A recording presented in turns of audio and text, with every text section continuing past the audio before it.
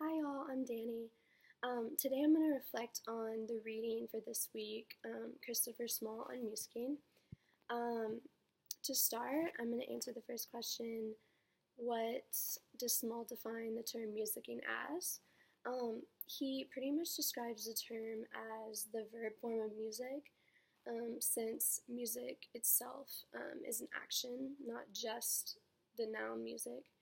Um, he says to music is to take part in any capacity, as long as it's in a musical performance.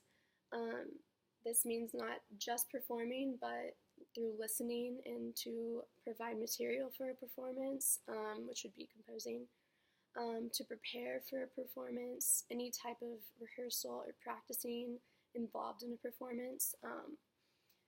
He would claim as this anything in the music performance that would promote like human encounter, he would involve it in musicking. Um, so he thinks that this idea of musicking is important due to the amount of relationships and togetherness that it brings about in the music world. Um, there's so many people involved in the making of a song or a performance or really anything involved in music. There's many people involved, not just a matter of composers or the singers themselves, or the band members, whatever.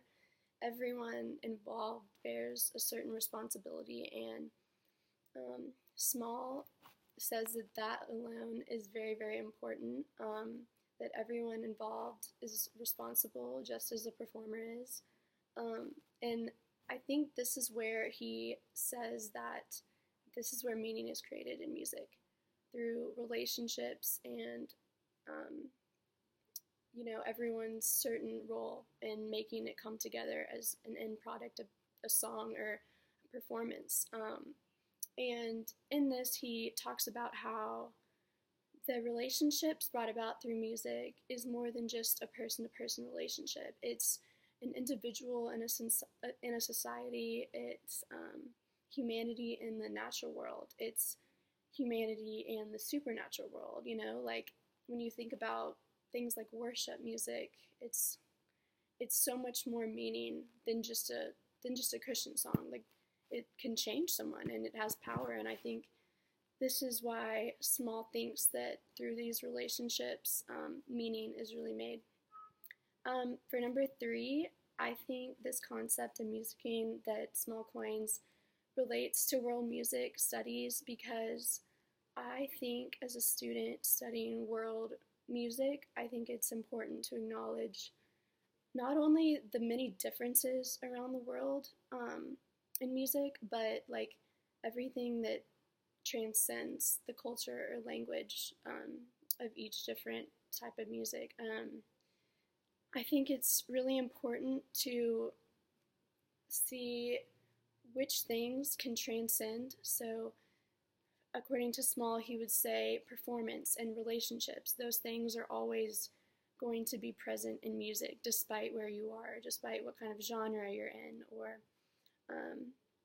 despite what language you're even singing in, or anything like that. He says that performance and relationships are very, very prominent and universal in the making of music. And he even says at one point that there's no music apart from performance. So I think that alone is a really big transcender across every type of music in the world.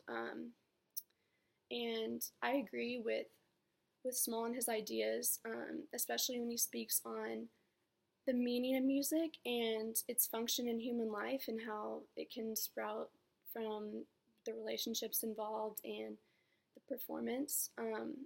I think a lot of people think that meaning is found in the work itself or, how it's brought about, but I really do think that it lies in the things involved in making music and the performance involved and how people are going to react and take meaning from that. And I think that concept alone is very, very prominent in every type of music around the world. And I think that's why we're reading this. And yeah, so that's my reflection. Thanks so much.